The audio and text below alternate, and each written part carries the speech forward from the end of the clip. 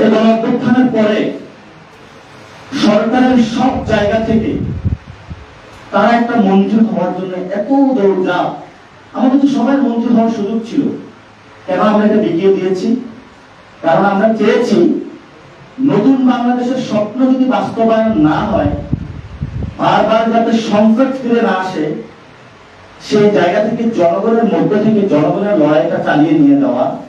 যারা এই ধরনের আবু জাহেলের মতন বাংলাদেশে আচরণ করতে আসবে, এই আবু জাহেলদেরকে ঠেকিয়ে দেওয়া।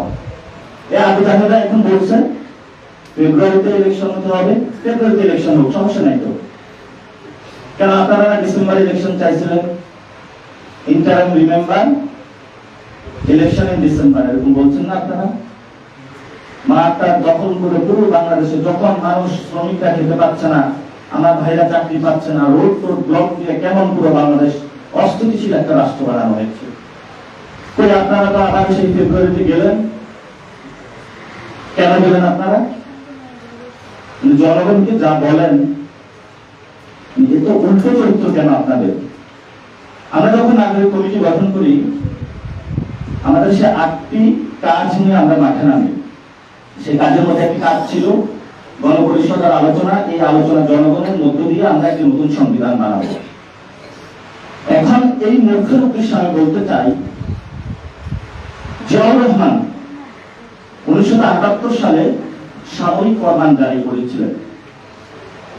17 এপ্রিল সেখানে একটি সাময়িক ফরমান জারি হয়েছিল।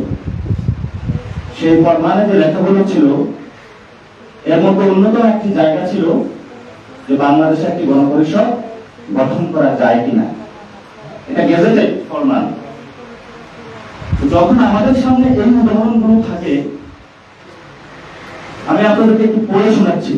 এটা মহিউদ্দিন সাহেবের যে বিএনপির সময় অসময় বইটাতে আছে। জিয়াউর রহমান 17 এপ্রিল 1978 দ্বিতীয় সামরিক ফরমানের দ্বাদশ সংশোধনী জারি করেন। এই আদেশের উল্লেখযোগ্য বিষয়ের মধ্যে ছিল রাজনৈতিক দলবিধি বাতিল করা এবং প্রকাশ্য রাজনৈতিক অনুমতি দেওয়ার ঘোষণা। আপনারা যারা সাংবাদিক বৃন্দ আছেন, এগুলো একটু ঘেটে আপনারা পাবেন ইতিহাসের মধ্যে। সংশোধনীতে আরো বলা হয়, সংবিধানের 4র্থ সংশোধনী বাতিল করা হবে। প্রত্যক্ষ ভোটে নির্বাচিত জাতীয় পরিষদ প্রথমে গণপরিষদ, পরে পার্লামেন্ট হিসাবে কাজ করবে। জিয়াউর রহমান ফরমান জারি করেছিলেন। এই যে মূর্খ আবু জাহেল কথাটা বলল, ইতিহাস পড়াশোনা না করে, জিয়াউর রহমানের জীবন না জেনে জিয়াউর রহমানের পিছনে রাজনীতি করতেছেন, এই মূর্খদের উদ্দেশ্যে আমরা বলতে চাই যে এখন সময় আছে। যদি বুঝেন, বোধোদয় না হয়, বোধোদয় জাগ্রত করার জন্য আমরা আছি। আর যদি না বুঝেন, আসেন, বোঝানোর চেষ্টা করব।